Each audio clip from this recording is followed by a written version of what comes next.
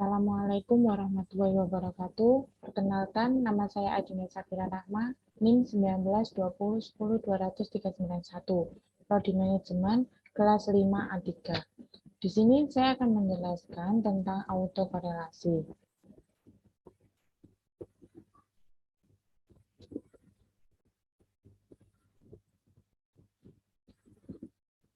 Saya akan menjelaskan definisi autokorelasi, estimasi keberadaan autokorelasi, konsekuensi praktis autokorelasi, dan mendeteksi solusi. Definisi autokorelasi. Autokorelasi merupakan korelasi yang terjadi antara observasi dalam satu variabel. Adanya korelasi antara anggota serangkaian data observasi, baik itu data time series atau data cross-section. Korelasi ini terjadi antara waktu atau individu. Umumnya, kasus autokorelasi terjadi pada data time series, artinya kondisi sekarang dipengaruhi waktu. Autokorelasi merupakan adanya komponen error yang berkorelasi berdasarkan urutan waktu atau pada data time series atau urutan ruang pada data cross-section atau korelasi pada dirinya sendiri. Estimasi keberadaan autokorelasi. 1. Adanya inertia atau kelembaman. Biasanya terjadi pada data time series seperti PDB, indeks harga produksi, dan sebagainya. 2. Spesifik bias. Tidak memasukkan variabel yang penting, variabel yang seharusnya dimasukkan dalam model ternyata tidak dimasukkan. 3. Fenomena cobweb atau jaring laba-laba. Biasanya terjadi pada komoditi pertanian, di mana komoditi pertanian terhambat bereaksi terhadap perubahan harga. 4. Manipulasi data. Contohnya, data triwulan diambil dari rata-rata selama 3 bulan.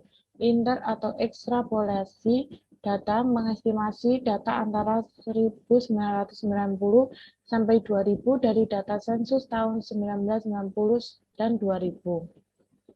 Konsekuensi praktis autokorelasi. 1. Pengujian parameter regresi menjadi tidak valid. 2. Hasil dugaan yang didapat menjadi tidak dapat dipercaya. 3. Nilai varians dan kesalahan baku yang akan digunakan tidak akan efisien. Mendeteksi autokorelasi. 1. Dengan metode grafik. Metode ini merupakan metode yang paling sederhana untuk mendeteksi autokorelasi, sekaligus merupakan langkah awal untuk mendeteksi autokorelasi. Sesuai dengan definisinya, metode ini membandingkan antara residual dengan variabel X. Selain itu, dengan membandingkan antara residual ke T dengan residual ke T-1. Suatu grafik mengindikasikan adanya autokorelasi dapat dilihat dari polanya. Suatu grafik dikatakan mengandung autokorelasi ketika terdapat pola antara residual dengan waktu atau antara residual ke T sampai ke T-1. 2. Uji Durbin-Watson. Pada metode ini, adanya autokorelasi agak sulit untuk ditemukan karena hanya melalui subjektivitas peneliti, sehingga kemungkinan tiap peneliti memiliki pandangan yang berbeda-beda. Oleh karena itu, perlu dilakukan pengujian formal yang dapat dipercaya secara ilmiah. 3. Ujiran. Uji Durbin-Watson juga memiliki kelemahan ketika berada antara nilai DL dan DU atau antara 4 min DU dan 4 min DL. Maka, keputusannya autokorelasi tidak bisa diketahui mempunyai autokorelasi atau tidak. Sehingga dilakukan uji lain bisa dengan metode grafik atau metode formal lainnya. Salah satu uji formal yaitu ujiran. Prinsip kerja ujiran sangat sederhana, yaitu dengan melihat tanda nilai residual negatif atau positif tanpa memperhatikan nilainya. Sehingga run yang dimaksud di sini adalah sekelompok nilai residual yang mempunyai tanda sama secara berturut-turut. Keputusan dalam ujiran. Apabila nilai run berada di antara interval tersebut, maka nilai HO sehingga disimpulkan residualnya random dan tidak ada unsur autokorelasi. Solusi dari permasalahan autokorelasi. Evaluasi model. Langkah pertama yang harus dilakukan untuk mendeteksi autokorelasi yaitu dengan menjustifikasi apakah autokorelasi itu pure autocorrelation atau karena misspecification model.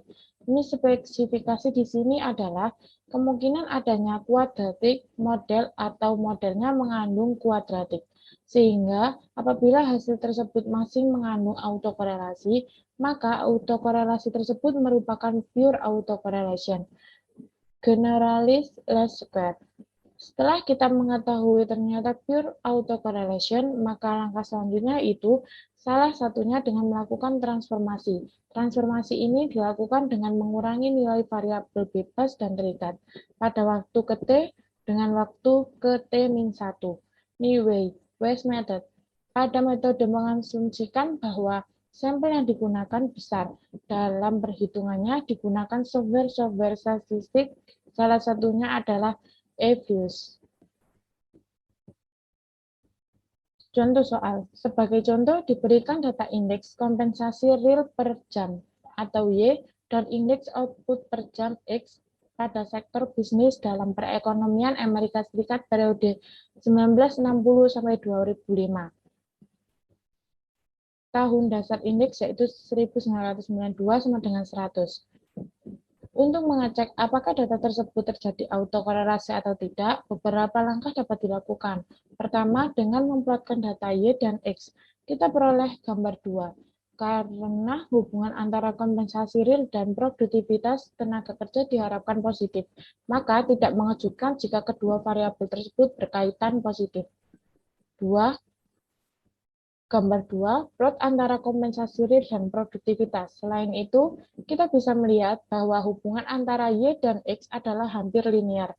Meskipun terdapat tanda di mana pada nilai produktivitas yang lebih tinggi, hubungan antara kedua variabel sedikit tidak linear. Oleh karena itu, kita melakukan estimasi model linear dan model log linear dengan hasil sebagai berikut. Kedua model di atas memberikan hasil yang mirip. Dalam kedua koefisien estimasi sangat signifikan, yang diindikasikan oleh besarnya nilai T hitung, akan tetapi nilai R² model log linear lebih tinggi dibandingkan model linear. Dengan demikian, model yang lebih baik di sini adalah model log linear. Pada model log linear ini, jika indeks produktivitas meningkat 1%, maka secara rata-rata indeks kompensasi real akan meningkat sebesar 0,65%. Selanjutnya, kita hitung nilai residual berdasarkan model log linear yang mana hasilnya diberikan pada tabel berikut. Tabel 2, nilai residual, standarisasi, dan residual lag.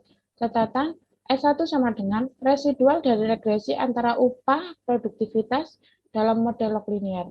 S1 min 1.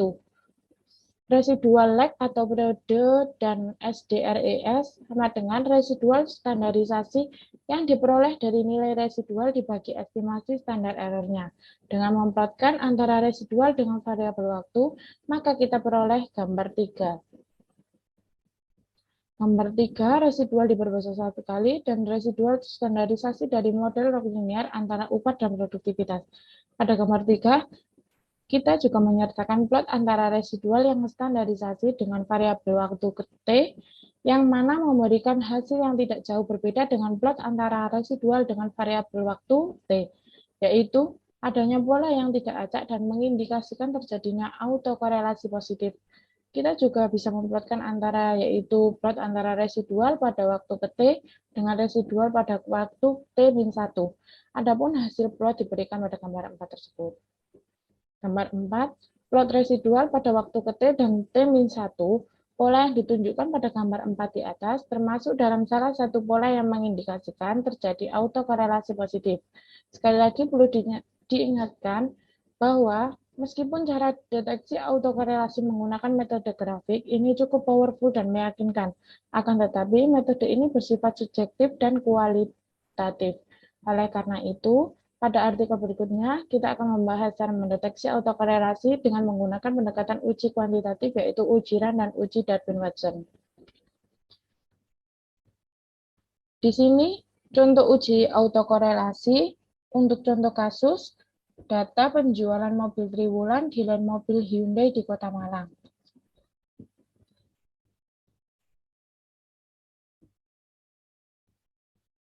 Di sini ada variabel Y dan variabel Y adalah variabel dependen dan variabel X adalah variabel independen, di mana Y adalah penjualan motor dalam satuan unit per 3 bulan, X1 sama dengan biaya atau iklan brosur dalam satuan juta per bulan, X2 sama dengan jumlah tenaga sales dalam satuan orang. Jadi tahap pertama ketika kita melakukan perhitungan manual uji autokorelasi Darwin-Watson, yaitu kita membutuhkan residual. Pertama, kita melakukan analisis data untuk mencari nilai residualnya. Jadi di sini untuk mempersingkat waktu, kita menggunakan Excel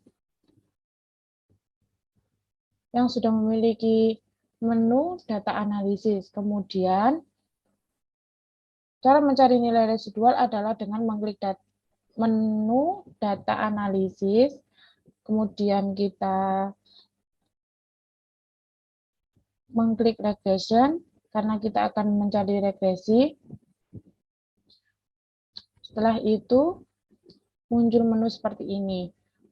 Dan kita menginput data Y dan X.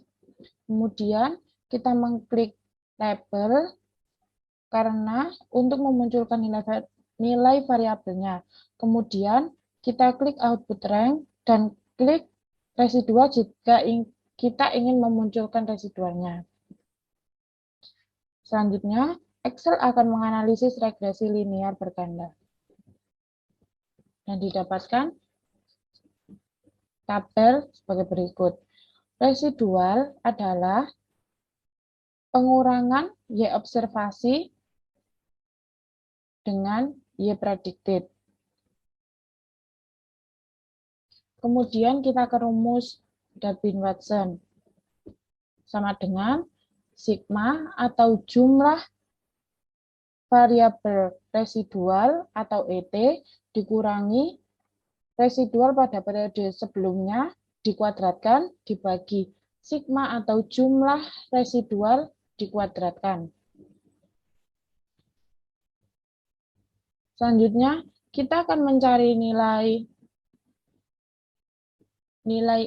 ET min ET min 1 dikuadratkan dan sigma ET dikuadratkan. Kita sudah menemukan nilai Y predicted dan residual dari hasil residual yang kita dapat tadi. Kemudian kita mencari nilai ET min 1 ini dari nilai residual dikurangi nilai residual pada periode sebelumnya. Kemudian mencari nilai ET kuadrat variabel T dari residual dikuadratkan. Kemudian mencari nilai ET min 1 dikuadratkan dari ET min ET 1 dikuadratkan. Kemudian kita sudah bisa memasukkan nilai DW sama dengan sigma ET min sigma adalah jumlah. Jadi kita menjumlahkan dulu ET kuadrat dan ET min ET 1 kuadrat. Ditemukan hasil sebagai berikut. Kemudian DW sama dengan yang menjadi pembilang sebelah kanan dan dibagi penyebut sebelah kiri. Kemudian diperoleh nilai 2.111.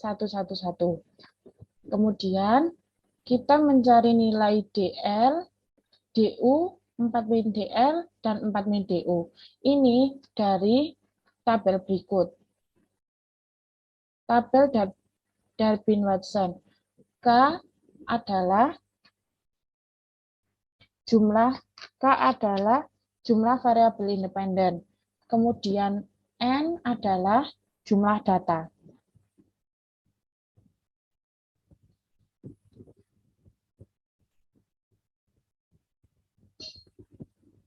Di sini kita memiliki data sebanyak 15. Kemudian dengan tabel ini kita bisa mendapatkan N adalah jumlah data. Data kita 15, dan kita menggunakan K2 karena variabel independen kita ada X1 dan X2. Kemudian DR dengan 0,945 dan DU 1,5432. Kemudian untuk mencari 4 min DR sama dengan 4 dikurangi 0,9455. Kemudian 4 min DU sama dengan 4 dikurangi 1,5432. Kemudian dengan tabel ini kita bisa mengambil kesimpulan posisinya kalau kita lihat pada tabel tersebut apakah sudah sesuai? Sudah, karena kita mengurutkan 0 DL sama dengan 0,945. Kemudian DU 1,5432. Kemudian 2 adalah nilai DW-nya. 4 min DU sama dengan 2,4568. Kemudian 4 min DL 3,0545.